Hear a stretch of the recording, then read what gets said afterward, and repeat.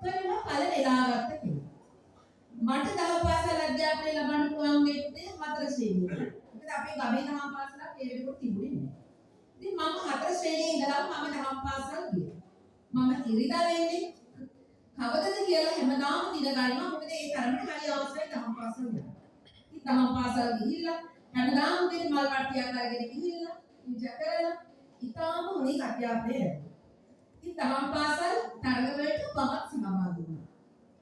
දහම් පාසල් තරඟ වලින් දිනුවා. ඔයාලා වගේම ඔය විදිහට ඉඳලා තෑගි ගන්න. තෑගි ගොඩක් ගන්න. ඒ තෑගි අදටත් මම ළඟ තියෙනවා මම ලබාගත්ත පොත්පත් තෑගි. ඉතින් මම හැම අවුරුද්දකම සමස්ත ලංකා තරඟ වලට ගියා. මම කල්පනා කළා ඒක සැරයක්වත් සමස්ත ලංකාවෙන්වත් දිනන්න ඕන. ඉතින් මම හොඳින් සූදානම් වුණා. හතර වතාවක් සමස්ත ලංකාව ගිහිල්ලා කොහොමද මම එක් වතාවක සමස්ත ලංකාව තුන්වන ස්ථානයක් දිනා. ඒ දහම් දැනුම තමයි. ඉතින් ඒ නිසා මම බොහොම ආසාවෙන් ඒ දහම් පාසල් අධ්‍යාපනයේ නිරත වුණා. එහි ජයග්‍රහණ ලබා ගත්තා. ඒ වගේම තමයි දහම් පාසල් ශ්‍රේණි විභාග නොකඩවා හැම වර්ෂයකම ඒවැය අධ්‍යයනය ගත්තා. අපි ඒ දේවල් වලට බොහොම ආසාවෙන් ආදරෙන් අපි ඒවට යොමු වෙන්න ඕනේ. ඉතින් මම සාමාන්‍ය පෙළ විභාගය කළා කියලා උසස් පෙළ විභාගයට පෞද්ගලික පන්ති වල සහභාගී වුණා කියලා මගේ දහම් පාසල් අධ්‍යාපනයේ මම අතර කරන්නේ. මම දහම් පාසල් අවසාන විභාගයේ සමත් වුණා. ධර්මාචාර්ය විභාගයට සමත් වුණා. මම ඔයගලට කියන්නේ පුතේ මේ වෙලෙදින වටිනාකම. මට ලොකු අභියෝගාත්මක අවස්ථාවක් ආවා. ඒ තමයි දහම් පාසලේ ධර්මාචාර්ය විභාගය ඉස්කෝලේ 12 ශ්‍රේණියේ වාර විභාගය එකට යෙදුණා. එකම දවසට. මම කල්පනා කරා දෙකකින් මොකද මම තෝරගන්නේ. මම හිතුවා දෙකම කරමු. මම ගියා මගේ විදුහල්පතිතුමිය හම්බ වෙන්න. සරණමාලි බාලිකා විද්‍යාලය. මම විදුහල්පතිතුමියට ගිහින් කිව්වා මැඩම් මට දෙකම කරන්න ඕනේ. මට ධර්මාචාර්ය විභාගයක් ඕනේ. ඊළඟට මට වාර විභාගෙට ඉන්නත් ඕනේ. මොකද හේතුව පුතේ ඉස්කෝලේ තියෙන ත්‍යාග ප්‍රදාන උත්සව. ඒකවල ඒකේ ත්‍යාග ලබන්න නම් අපි ඒ විභාග වලට පිළිඳලා වැඩි ලකුණු ගන්න ඕනේ. මම දන්නවා මට තෑගි 6ක් ගන්න පුළුවන් පාසලේ විභාගෙ. කොහොමද? විෂයන් අතරට 4යි, පළවෙනියට තෑග්ගයි, පොදම බැංගීමට තෑග්ගයි, තෑගි 6යි. ඉතින් මම කල්පනා කරා මට මේ ඔක්කොම අහිමි වෙලා මම එකක් තෝරගත්තා. දැන් මම දෙකම කරනවා. විදුහල්පතිතුමියගේ පූර්ණ අවසරය මම ලැබුණා. මම ධර්මාචාර්ය විභාගයේ ලියලා මම හවස යනවා පාසලට. මම තනියෙන් ඉඳලා විභාගයේ ලියුවා. ඉතින් දරුවනේ මට පුළුවන් වුණා තෑගි 5ක් ගන්න. එකයි බැරි. හේතුව මොකද්ද? හොඳම පැමිණීම. හොඳම පැමිණීමට තෑග්ග දෙන්න බෑ. ඇයි? රජයේ විභාගයකට අතර වාඩි වෙලා ඉන්නේ. ඒ නිසා ඒ තෑග්ග විතරයි මට අහිමි වුණේ. තෑගි 5ම ගත්තා. ඉතින් ඒ වගේම ධර්මාචාර්ය විභාගයේ සම. ඉතින් ඒක හරිම වටිනවා. ඒ ජයග්‍රහණ ලබා ගැනීම ආදරණීය දුවේ පුතේ ජීවිත සාර්ථක කරනකොට අපිට යම් තැනක උදව් වෙනවායි. ඔයාලා දන්නවා අපි ගුරු සේවයට ආවා. මුලින්ම ආවේ ගුරු සේවය. ගුරු සේවයට එනකොට අපිට ඒ හැම සහතිකයකටම ලකුණු ලැබුණා. ඒ ලකුණුම පමණක් නෙවෙයි දුවේ පුතේ අපි මේ ලබාගත් ගුණධර්ම ජීවිතේට අපි ප්‍රායෝගිකව අත්දකිනවා. මම ගුරුවරයෙක් විදිහට වැඩ කළා.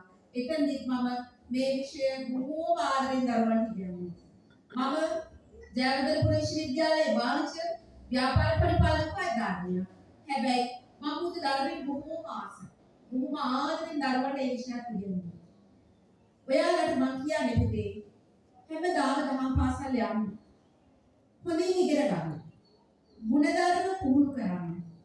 ඒවා අපි ප්‍රායෝගිකව අත්විඳින්න ඕනේ. ප්‍රායෝගිකව අපි පුහුණු වෙන්න ඕනේ. සමථයකට පොතපතකට ලකුණකට සීමා කරන්න එපා. මේ ලකුණ හැම ජයග්‍රහණයක්ම අපිට උදව් වෙන තැනක් තියෙනවා. මම ගුරු සේවයේ ඉඳි මම දකිනවා අපේ සාමාන්‍ය පෙළ විභාගයේ උත්තර පත්‍ර බලන්න යනවා අපේ වැඩසටහන. මම දැන් ඉන්න පත්‍රය. සාමාන්‍ය පෙළ විභාගයේ උත්තර පත්‍ර බලන්න යන්නේ ලොකු වරක් ප්‍රසාදයක් ගුරුවරයෙක් නැති. මම ඒ උත්තර පත්‍ර බලන්න යන්නේ ඉන්න පත්‍ර දැම්ම මගේ උපාධිය. ව්‍යාපාර පරිපාලන උපාධිය. මට උත්තර පත්‍ර බලන්න යන්න ආවේ නැහැ. මට අවස්ථාව ආවේ නැහැ. හැබැයි මම ඊළඟ අවස්ථාවේ දැම්මා ඉන්න පත්‍රයක් කොහොමද?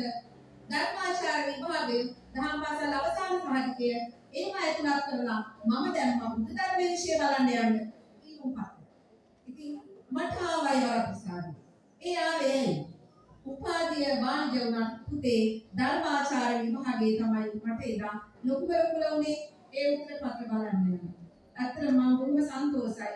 මගේ ඒ සාමාන්‍ය පෙළ විභාගවල උත්තර පත්‍ර පරීක්ෂණයෙන් කාලේ ප්‍රධාන පරීක්ෂණ මණ්ඩලයේ ගෞරවනීය ස්වාමීන් වහන්සේ නමකුත් මේ ස්ථානයේ දැන් වැඩ ඉන්නවා මේ වේදිකාවේ. ඉතින් අපි අපේ රාජකාරී බොහොම හොඳින් ඉටු කරා. අපිට ඒ පණ්ඩරේ දුන්නේ ඇත්තටම දහම් පාසල. ඉතින් ආදරණීය දුවේ පුතේ අද මම මෙහෙම වචනයක් කතා කරන්න ඉගෙන ගත්තේ දහම් පාසල. ශිෂ්‍ය සමිතිය. දහම් පාසලේ ශිෂ්‍ය සමිතිය. ශිෂ්‍ය සමිතියේ කතා ඉදිරිපත් වුණා. සභාපති වුණා. කතා කරන්න සිද්ධ වුණා.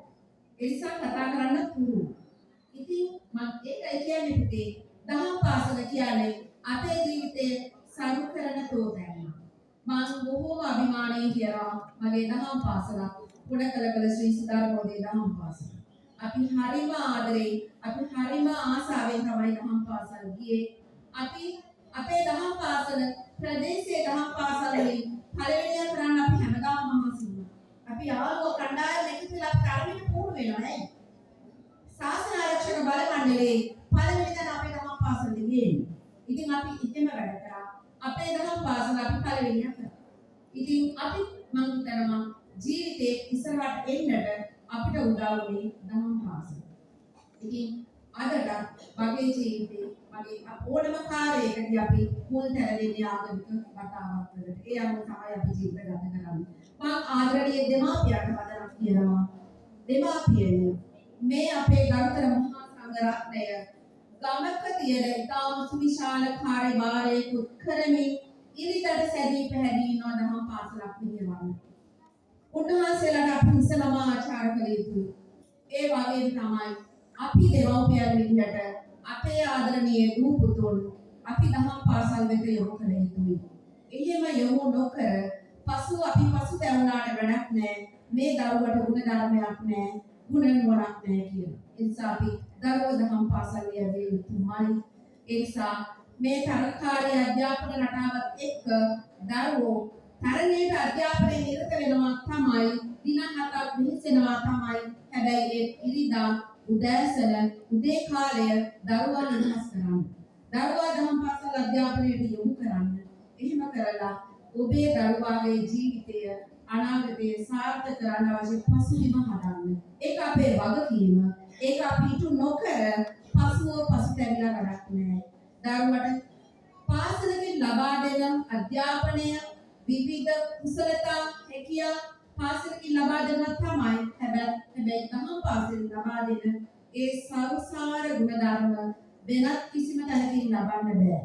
පාසලක වඩා දහම් පාසලෙන් ලැබෙන ගුණ නුවණ ඒ වගේම විශේෂ අපේ චාරිත්‍ර සිරිත් විරිත් ගුරු පුරුදුකම් ලැබෙන්නේ දහම් පාසලෙන්. ඒක දහම් පාසල් අධ්‍යාපනය දියුණු කරන්න.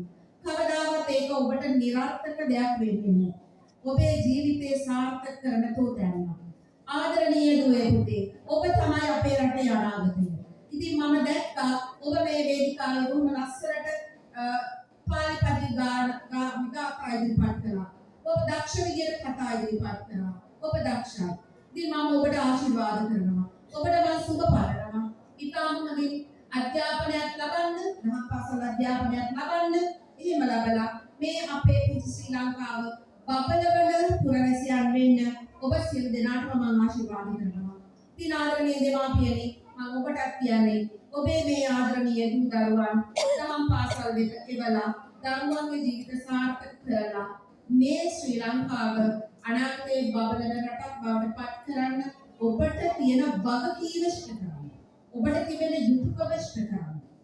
එහෙම ඉෂ්ට කරොත් අපිට අපේ විශ්‍රාම කාලය අපිට සතුටින් ඉන්න පුළුවන් වෙයි.